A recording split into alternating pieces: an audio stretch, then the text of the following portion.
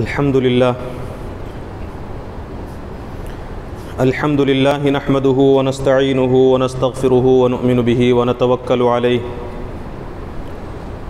ونعوذ بالله من شرور أنفسنا ومن سيئات أعمالنا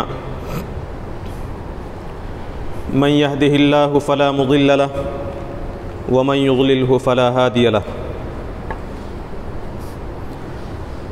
ونشهد أن لا إله إلا الله وحده لا شريك له ونشهد أن سيدنا ومولانا محمدا عبده ورسوله الذي أرسل بالحق بشيرا ونذيرا وداعيا إلى الله بإذنه وسراجا منيرا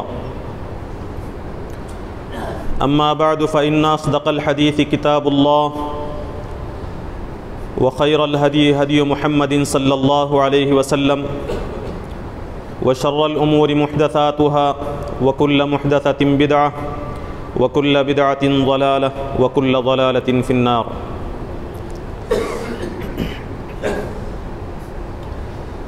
أعوذ بالله من الشيطان الرجيم. بسم الله الرحمن الرحيم. اتبعوا ما أنزل إليكم من ربكم ولا تتبعوا من دونه أولياء. صدق اللہ العظیم. قابل احترام معزز بزرگوں، محترم نوجوان دوستوں اور بھائیوں،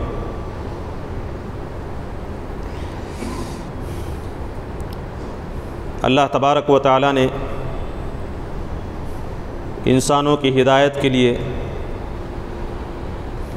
قرآن مجید کو نازل کیا ہے، اور اس کتاب ہدایت میں بار بار اللہ تبارک و تعالی نے یہ ہدایت فرمائی ہے کہ قرآن مجید میں غور و فکر کریں اور اللہ تعالیٰ کی بتائی ہوئی ہدایات کو سمجھ کر اسے اپنی زندگیوں میں اختیار کرنے کی کوشش کریں.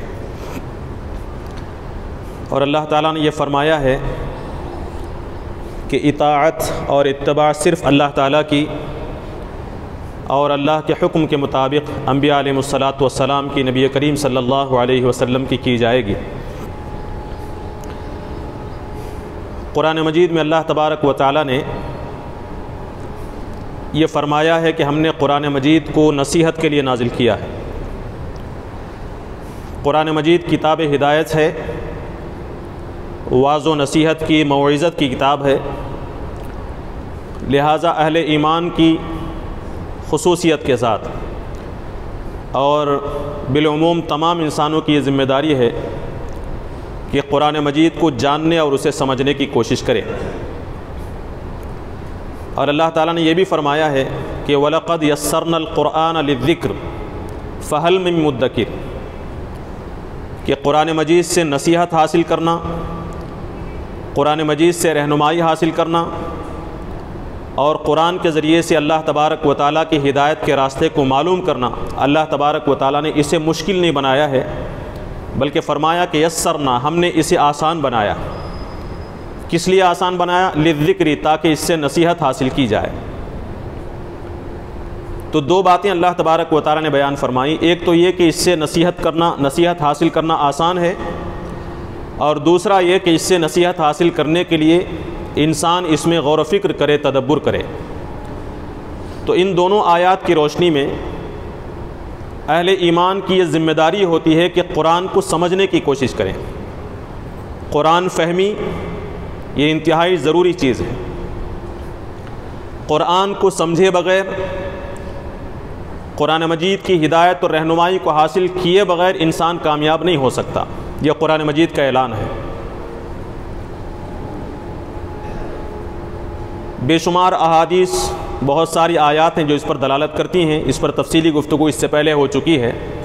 ایک دو احادیث میں آپ کے سامنے عرض کروں. ہم یہ جانتے ہیں کہ جب ایک شخص کا انتقال ہو جائے تو قبر میں اس سے فرشتوں کی طرف سے سوال کیا جاتا ہے. عام طور سے یہ 3 سوال مشہور ہیں جو احادیث کے اندر بیان کیے گئے ہیں. اس شخص سے سوال کیا جائے گا کہ من ربک، تمہارا رب کون ہے؟ ما دینک، تیرا دین کیا ہے؟ من نبیک، تیرے نبی کون ہیں؟ دوسری احادیث میں تیسرا سوال ان الفاظ میں بھی ہے کہ ما ھذا الرجل الذی بعث فیکم، یہ وہ کون شخص ہے جسے تمہارے درمیان میں بھیجا گیا تھا؟ تو وہ بندہ جواب دے گا کہ میرا رب اللہ ہے، میرا دین اسلام ہے، میرے نبی محمد صلی اللہ علیہ وسلم ہیں، یہ جن کے بارے میں تم سوال کر رہے ہو یہ اللہ کے نبی ہیں۔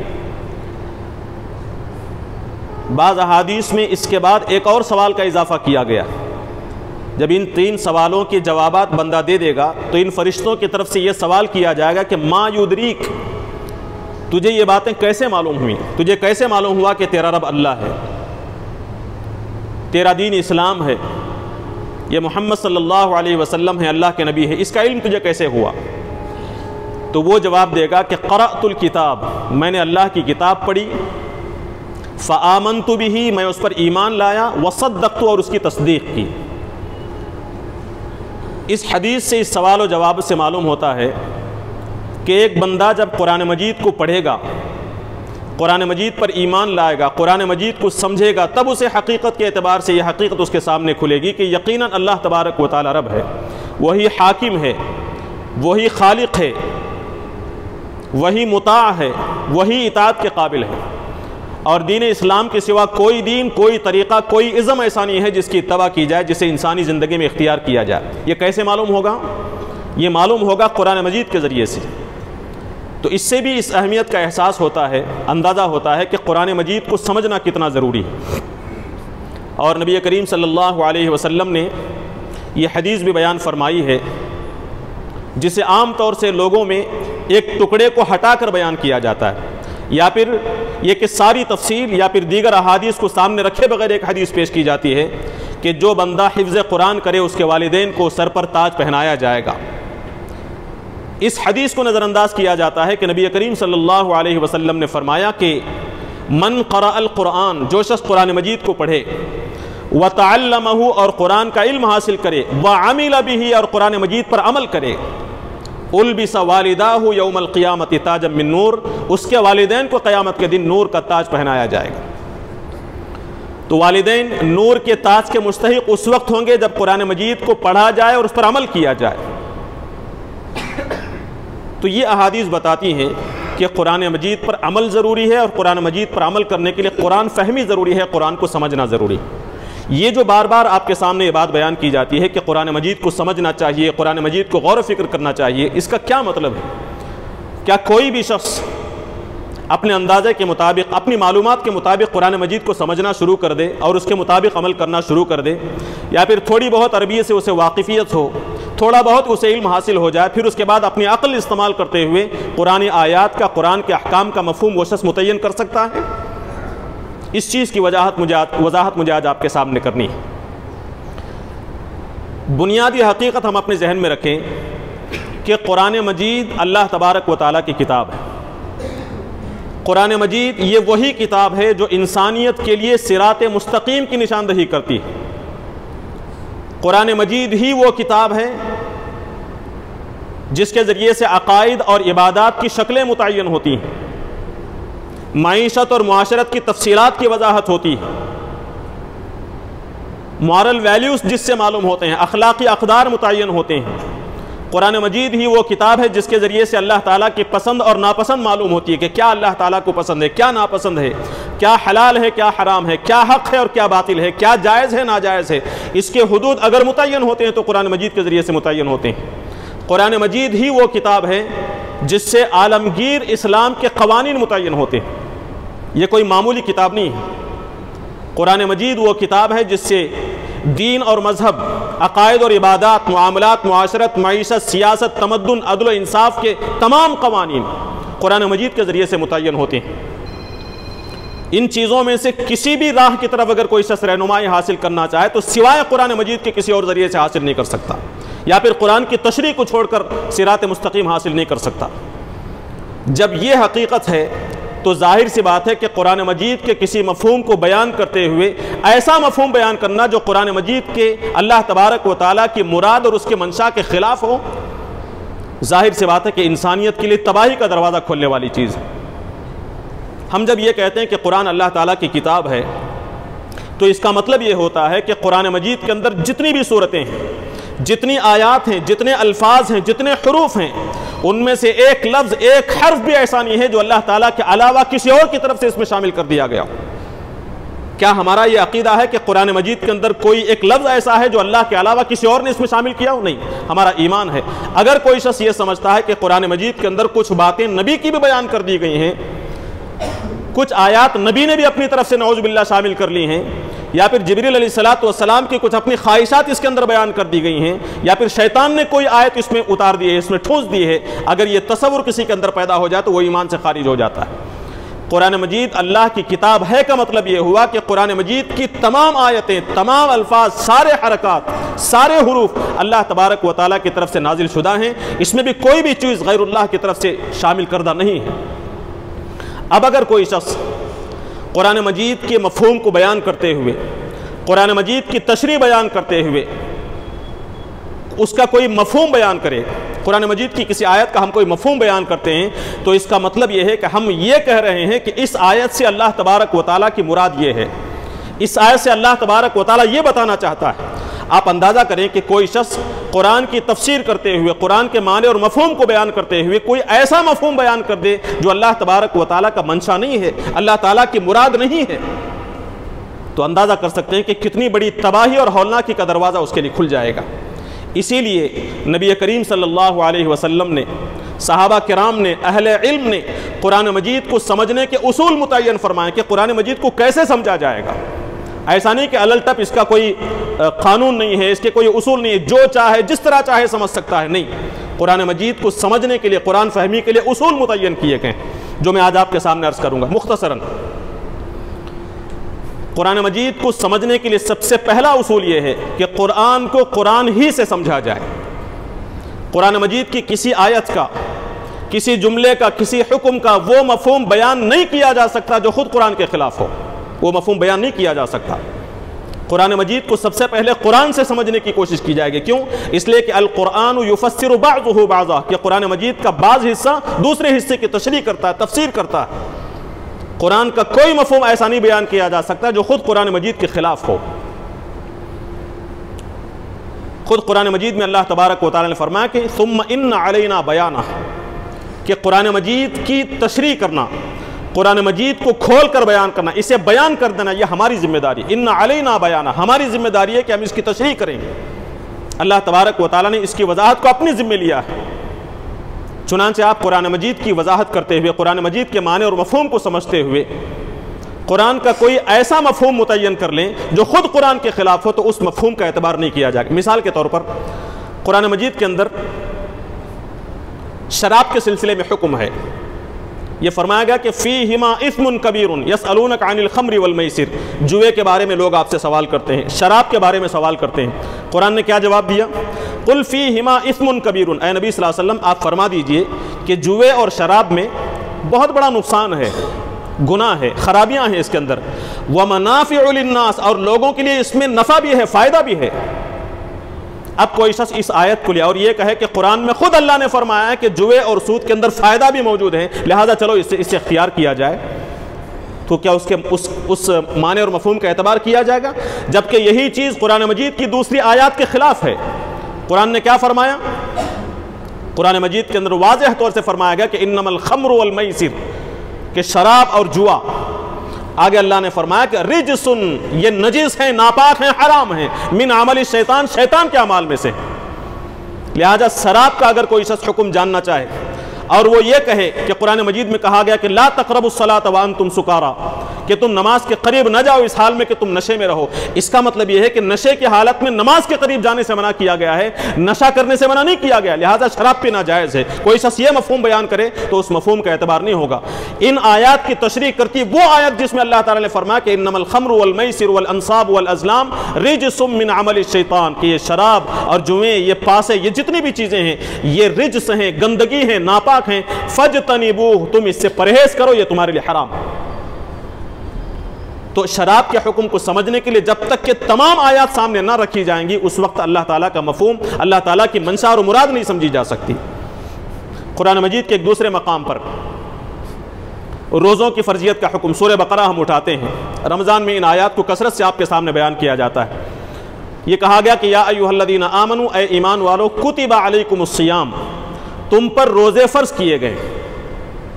اب اس آیت کے اندر کتنے روزے فرض ہیں، کس مہینے میں فرض ہیں، کب سے کب تک فرض ہیں، یہ بیان نہیں کیا گیا۔ یہ بیان کیا گیا دوسری آیت کے اندر۔ یہاں صرف یہ کہا گیا کہ روزے فرض ہیں۔ اگر کوئی شخص اس فرضیت کو سامنے رکھ کر کہنے لگے کہ میں شوال میں روزے رکھوں گا اور صرف 20 دن کے روزے رکھوں گا، یا پھر ربیع الاول اور ربیع الاخر کے پورے 2 مہینے روزے رکھوں گا، تو فرضیت اس کی مکمل نہیں ہوگی۔ دوسری آیت بتاتی ہے کہ شہر رمضان الذی انزل فیہ القرآن، رمضان کا مہینہ وہ مہینہ ہے جس میں قرآن نازل ہوا۔ فمن شہید منکم الشہر فلیصم، تم میں سے جو شخص رمضان کے مہینے کو پائے اسے چاہیے کہ وہ روزہ رکھے۔ ان دونوں آیات کو ملانے سے معلوم ہوا کہ روزے فرض ہیں تو رمضان میں فرض ہیں، اور 1-2 دن 10-15 دن نہیں بلکہ پورے مہینے رمضان کے روزے فرض ہیں۔ تو قرآن مجید کی اس آیت کی تشریح قرآن کی دوسری آیت نے کی۔ اسی کو کہا گیا کہ القرآن یفسر بعضہ بعضا۔ صحابہ کرام کے سامنے جب نبی کریم صلی اللہ علیہ وسلم نے یہ آیت بیان فرمائی کہ الذین آمنوا ولم یلبسوا ایمانہم بظلم، کہ جو لوگ ایمان لائے، ولم یلبسوا ایمانہم بظلم، اور انہوں نے اپنے ایمان کے ساتھ ظلم کو شامل نہیں کیا، ظلم کو خلط ملط نہیں کیا، ظلم کو گڑبڑ نہیں کیا، اولئک لہم الامن وہم مہتدون، ایسے ہی لوگوں کے لیے امن ہے اور یہی لوگ ہدایت یافتہ ہیں۔ صحابہ نے فرمایا کہ ایسا کیسے ہو سکتا ہے؟ انہیں تعجب ہوا۔ وہ کہنے لگے اللہ کے نبی صلی اللہ علیہ وسلم کے پاس آ کر عرض کرنے لگے کہ ہم ایمان والے ہیں، لیکن ہم میں سے کون ایسا ہے جو ظلم نہیں کرتا؟ ہم میں سے ایک دوسرے کو ستاتا ہے، کبھی کسی دوسرے کو ہماری وجہ سے تکلیف ہوتی ہے، ظلم ہے، تو کیا ہمارے اس ظلم کی وجہ سے ہمارا ایمان ختم ہو گیا؟ ہمیں امن نصیب نہیں ہوگا؟ ہم ہدایت یافتہ نہیں ہیں؟ تو نبی کریم صلی اللہ علیہ وسلم نے اس آیت کی تشریح دوسری آیت سے کی اور فرمایا کہ یہاں ظلم سے مراد وہ ظلم نہیں ہے جو تم سمجھ رہے ہو، یہاں ظلم سے مراد وہ ظلم ہے جسے اللہ تعالیٰ نے قرآن میں دوسرے مقام پر فرمایا ان الشرک لظلم عظیم، کہ شرک بہت بڑا ظلم ہے۔ اس آیت کو ملانے سے معلوم ہوتا ہے کہ جو لوگ ایمان کے ساتھ شرک کا ظلم نہ کریں، اپنے ایمان کو شرک کے ساتھ شامل نہ کریں، شرک کے ساتھ جوڑے نہ رکھیں، ایسے لوگوں کے لیے امن ہے اور ایسے لوگوں کے لیے ہدایت ہے۔ ورنہ ایمان کا دعویٰ ہو، ایمان کے تقاضوں پر عمل کر رہے ہوں لیکن شرک کے ساتھ بھی ملوث ہو تو پھر ان کے ایمان کا اعتبار نہیں ہوگا۔ تو الذین آمنوا ولم یلبسوا، اس آیت کی تشریح ہوئی اس آیت کے ذریعے سے جس میں اللہ نے فرمایا ان الشرک لظلم عظیم۔ تو سب سے پہلا اصول یہ ہے کہ ہم قرآن مجید کو قرآن کی آیات سے اس کی تشریح کریں، قرآن کو قرآن سے سمجھنے کی کوشش کریں، اور قرآن کا کوئی ایسا مفہوم متعین نہیں کیا جائے گا جو خود قرآن کے خلاف ہو۔ یہ بات میں اس لیے آپ کے سامنے عرض کر رہا ہوں کہ بعض مفاد پرست لوگ ایسے ہیں، نفس پرست لوگ ایسے ہیں جو قرآن مجید سے اپنے مطلب کی باتیں نکالتے ہیں۔ مثال کے طور پر یہ کہا گیا کہ یا ایھا الذین آمنوا لا یضرکم من ضل اذا اہتدیتم، قرآن مجید کی آیت ہے، اے ایمان والو لا یضرکم من ضل اذا اہتدیتم، اگر تم ہدایت پر ہو تو گمراہ لوگوں کی گمراہی تمہیں کوئی نقصان نہیں پہنچا سکتی۔ قرآن مجید کی آیت ہے۔ اس آیت کا لوگوں نے غلط مفہوم حضرت ابوبکر صدیق رضی اللہ عنہ کے دور میں بھی لیا تھا۔ لوگوں نے یہ کہا تھا کہ ہماری ذمہ داری صرف یہ، قرآن یہ کہتا ہے کہ تم ہدایت پر رہو، تم ایمان لے آؤ، عمل صالح اختیار کرو، اگر تم ہدایت پر رہو گے تو دنیا کے اندر چاہے جتنی گمراہی پھیلتی رہے تمہارے اوپر اس کا کوئی اثر پڑنے والا نہیں، تمہیں کوئی نقصان ہونے والا نہیں۔ اس آیت کے ذریعے سے وہ لوگ یہ بتانا چاہتے تھے کہ ہماری ذمہ داری صرف یہ ہے کہ ہم ہدایت حاصل کریں، ہم ہدایت پر قائم رہیں، دوسرے اگر گمراہ ہوتے ہیں تو ان کی ذمہ داری ہمارے اوپر نہیں ہے۔ یہ مفہوم اس آیت کا ان لوگوں نے بیان کیا۔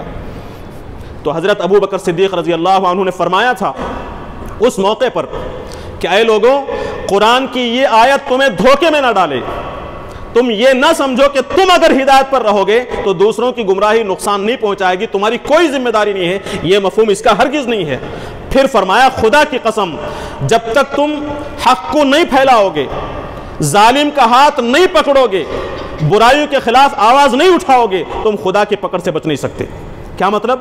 مطلب اس کا یہ ہوا کہ قرآن مجید کی اس آیت کی تشریح دوسری آیات کر رہی ہیں، نبی کریم صلی اللہ علیہ وسلم کی احادیث کر رہی ہیں۔ قرآن مجید کی دیگر آیات یہ کہتی ہیں کہ کانوا لا یتناہون عن منکر فعلوہ، پچھلے جمعہ یہ بات آپ کے سامنے بیان کی گئی تھی، پچھلے جمعے یہ بات آپ کے سامنے عرض کی گئی تھی کہ لوگ برائیوں کو دیکھیں، منکرات کو دیکھیں، خدا کی نافرمانی کو دیکھیں، خود ہدایت پر رہیں لیکن اس برائی کے خلاف آواز نہ اٹھائیں تو اللہ تبارک و تعالیٰ ان کے اوپر عذاب بھیجے گا۔ کیوں؟ اس لیے کہ برائی کے خلاف انہوں نے جد و جہد نہیں کی، منکر کے خلاف آواز نہیں اٹھائی۔ اصحاب السبت کے واقعے میں کیا بیان کیا گیا؟ 3 گروہ کا ذکر کیا گیا۔ ایک گروہ وہ ہے جو مچھلیاں پکڑ رہا تھا، ہفتے کے دن خدا کی نافرمانی کر رہا تھا۔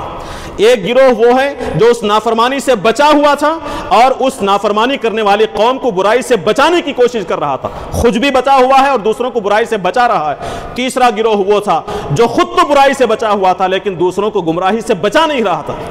تو اللہ تبارک و تعالی نے فرمایا فَأَخَذْنَا الَّذِينَ ظَلَمُوا بِعَذَابٍ بَئِيسٍ بِمَا كَانُوا يَفْسُقُونَ فَأَنْجَيْنَا، ہم نے نجات دی، ہم نے بچایا کن لوگوں کو؟ الَّذِينَ يَنْهَوْنَ عَنِ السُّوءِ، ان لوگوں کو ہم نے عذاب سے بچایا جو برائیوں سے روک رہے تھے، ان لوگوں کو ہم نے بچایا۔ اور اس کے بعد دوسرا فرمایا وَأَخَذْنَا الَّذِينَ ظَلَمُوا، ہم نے ظالموں کو پکڑ لیا، ظالموں کی گرفت کی، کس میں؟ بِعَذَابٍ بَئِيسٍ، دردناک عذاب میں مبتلا کر دیا ان کے فسق اور فجور کی وجہ سے۔ کون ہے ظالم؟ بچے ہوئے تو وہ لوگ تھے جنہوں نے گمراہی سے خود کو بھی بچائے رکھا اور لوگوں کو برائی سے روکتے رہے، صرف ان کو اللہ تبارک و تعالی نے بچایا۔ بقیہ جو 2 گروہ تھے، برائی کرنے والے اور برائی سے نہ روکنے والے، ان دونوں کو اللہ تبارک و تعالی نے عذاب میں مبتلا کیا۔ اس آیت کو جب لا یضرکم والی آیت سے ملا کر دیکھا جائے گا تب اس کا مفہوم یہ ہے کہ اے ایمان والو، تم اگر ہدایت پر رہو، دوسرے لوگوں کو گمراہی سے بچاتے رہو، تمہاری کوشش کے باوجود اگر لوگ گمراہی سے نہ بچیں تو اب تمہاری کوئی ذمہ داری نہیں ہے۔ یہ مفہوم ہے، ورنہ اس کا مفہوم یہ نہیں ہے کہ تم اپنی اصلاح کرتے رہو، دنیا میں برائیاں پھیلتی رہیں، تمہارے کانوں پر جوں بھی نہ رہ گے اور تم اس کے خلاف کوئی جدوجہد نہ کرو اور تم سیف رہو گے۔ یہ مفہوم ہرگز اس کا نہیں ہے۔ تو سب سے پہلا اصول یہ ہے کہ قرآن مجید کو خود قرآن مجید سے سمجھنے کی کوشش کی جائے گی۔ قرآن مجید کا کوئی ایسا مفہوم قابل اعتبار نہیں ہوگا جو خود قرآن مجید کے خلاف ہو، اور قرآن مجید کا کوئی معنی متعین کرتے ہوئے، قرآن مجید کے مفہوم کو سمجھتے ہوئے ضروری ہے کہ قرآن مجید کی آیات کس پس منظر میں نازل ہوئی، کس کانٹیکسٹ میں نازل ہوئی، اس کا پس منظر کیا ہے، کیا حالات تھے جب یہ قرآن آیات نازل ہوئی، اس کا پس منظر کیا ہے، اس کا شان نزول کیا ہے۔ جب تک اس شان نزول کو نہیں سمجھیں گے قرآن مجید کے مفہوم کو متعین نہیں کیا جائے گا۔ بیک گراؤنڈ دیکھنا ضروری ہے کہ کس بیک گراؤنڈ میں قرآن مجید کی آیات نازل ہوئی۔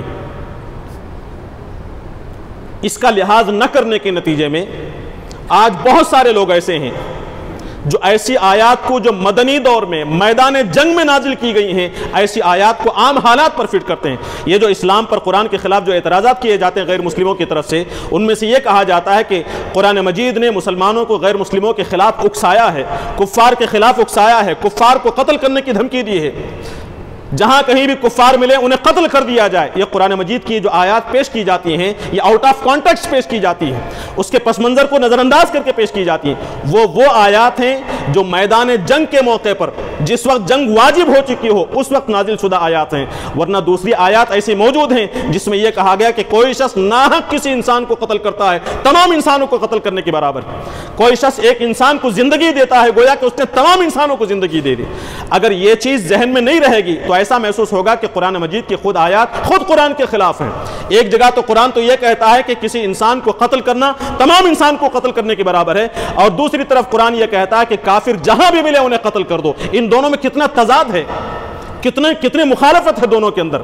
لیکن جب ہم اسے کانٹیکسٹ کے طور پر دیکھیں گے، اس کے پس منظر کو سامنے رکھ کر دیکھیں گے، تب معلوم ہوگا کہ اللہ تبارک و تعالیٰ نے عام حالات میں کسی بھی انسان کو قتل کرنے سے، تکلیف دینے سے منع فرمایا ہے، لیکن جب میدان جنگ میں تمہیں پہنچا دیا جائے، اب کفار آمنے سامنے ہو، ان کے اوپر حجت قائم ہو گئی، میدان جنگ میں جنگ کا آغاز ہو گیا، اب دشمن کو چھوڑنے کی اجازت نہیں ہے، وہاں جو بھی کافر ملے اسے قتل کر دیا جائے گا۔ بلکہ اس سے آگے یہ بھی کہا گیا کہ میدان جنگ میں، جنگ کے دوران اگر ایک کافر چاہے جان کے ڈر ہی سے کیوں نہ ہو اگر کلمہ طیبہ کا اقرار کر لیتا ہے تو اسے قتل نہیں کیا جائے گا۔ جب تک اس پس منظر کو سامنے نہیں رکھیں گے، جب تک شان نزول کو سامنے نہیں رکھا جائے گا، اس وقت تک قرآن مجید کے مفہوم کو سمجھنا مشکل ہے۔ اس لیے قرآن مجید کو سمجھتے ہوئے، قرآن مجید کے معنی اور مفہوم کو جاننے کی کوشش کرتے ہوئے ضروری ہے کہ قرآن مجید کو سب سے پہلے قرآن سے سمجھنے کی کوشش کی جائے، قرآن ہی سے قرآن کی تشریح اور قرآن کی تفسیر سمجھنے کی کوشش کی جائے۔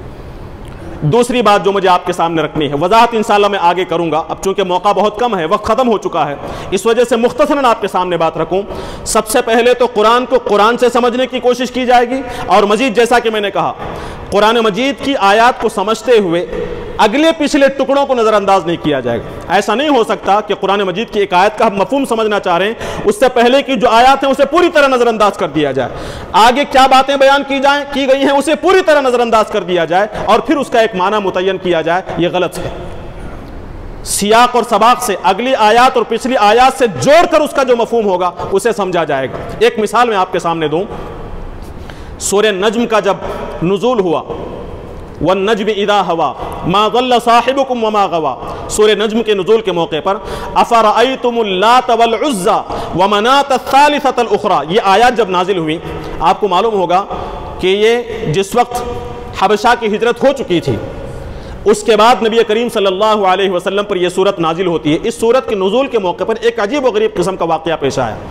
جب اس سورت کی آخر میں اللہ تبارک و تعالیٰ نے اہل ایمان کو سجدے کا حکم دیا، نبی کریم صلی اللہ علیہ وسلم اس سورت کے نزول کے بعد لوگوں کے سامنے اس سورت کو سنا رہے ہیں، پڑھ رہے ہیں، تو آپ صلی اللہ علیہ وسلم کی تلاوت کو کفار بھی سن رہے ہیں۔ ایک تو آپ کی آواز کا اثر تھا، آپ کی دل سوزی کا اثر تھا، اور قرآن مجید کی جو تاثیر تھی، اس تاثیر کے نتیجے میں جس وقت مسلمانوں نے فَاسْجُدُوا لِلَّهِ وَاعْبُدُوا کی آیت سن کر سجدہ کیا، اسی وقت کفار قریش بھی سجدے میں گر گئے۔ یہ واقعہ موجود ہے، اس کی تاثیر ایسی تھی کہ کفار قریش سجدے میں گر گئے۔ یہ بات جب لوگوں کے اندر پھیلی، لوگوں کے اندر یہ مشہور ہو گیا، بلکہ کفار قریش نے غالباً یہ مشہور کیا کہ اصل میں ہوا کیا تھا، کفار مکہ نے سجدہ کیوں کیا تھا؟ سجدہ اس وجہ سے کیا تھا کہ نبی کریم صلی اللہ علیہ وسلم نے یہ آیات پڑھ کر سنائی تھی کہ افرأیتم اللات والعزى ومناة الثالثة الاخرى، کیا تم نے دیکھا لات کو اور عزیٰ کو اور مناة ثالثہ کو، منات کو دیکھا۔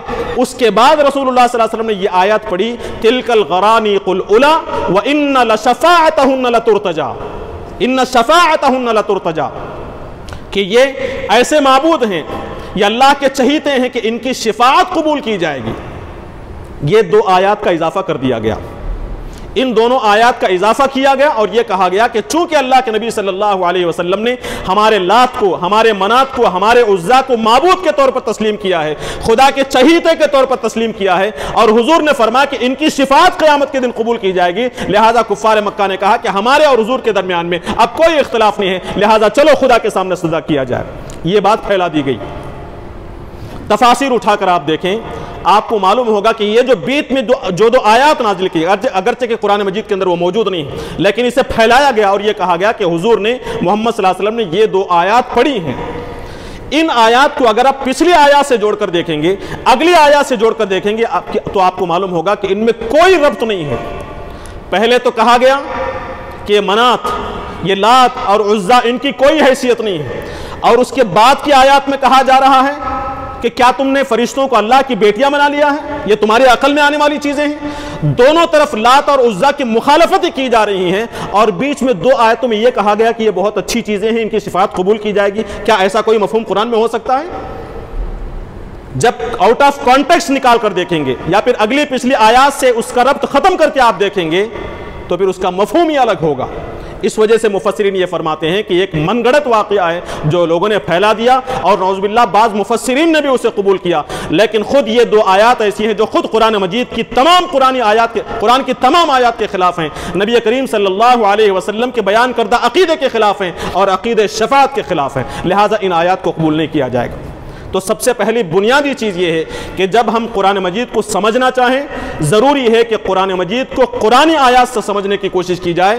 ایک مضمون کے متعلق کوئی ایک بات، کوئی حکم قرآن کی ایک آیت میں بیان کیا گیا ہو تو اس کا مفہوم متعین کرنے کے بجائے اس سے متعلقہ دوسری جو آیات ہیں ان تمام آیات کو سامنے رکھا جائے اور اس کا جو واضح حکم اللہ کے نبی صلی اللہ علیہ وسلم نے بیان فرمایا اسے سمجھنے کی کوشش کی جائے۔ قرآن مجید کو سمجھنے کے قرآن فہمی کے جو دیگر اصول ہیں انشاءاللہ آئندہ آپ کے سامنے بیان کرنے کی کوشش کی جائے گی۔ اللہ تعالیٰ سے دعا ہے کہ اللہ تبارک و تعالیٰ ہم تمام کو قرآن مجید سے ہدایت حاصل کرنے کی، قرآن فہمی کے اصول کو سمجھنے کی اور قرآن فہمی کے اصول کے مطابق قرآن مجید کو سمجھنے، اسے اپنی زندگیوں میں اختیار کرنے اور قرآن مجید کو اپنی زندگی کے لیے رہنما اور نور ہدایت سمجھنے کی اور اس کے مطابق اپنی زندگیوں کو گزارنے کی توفیق نصیب فرمائے۔ ربنا آتنا فی الدنیا حسنۃ وفی الآخرۃ حسنۃ وقنا عذاب النار۔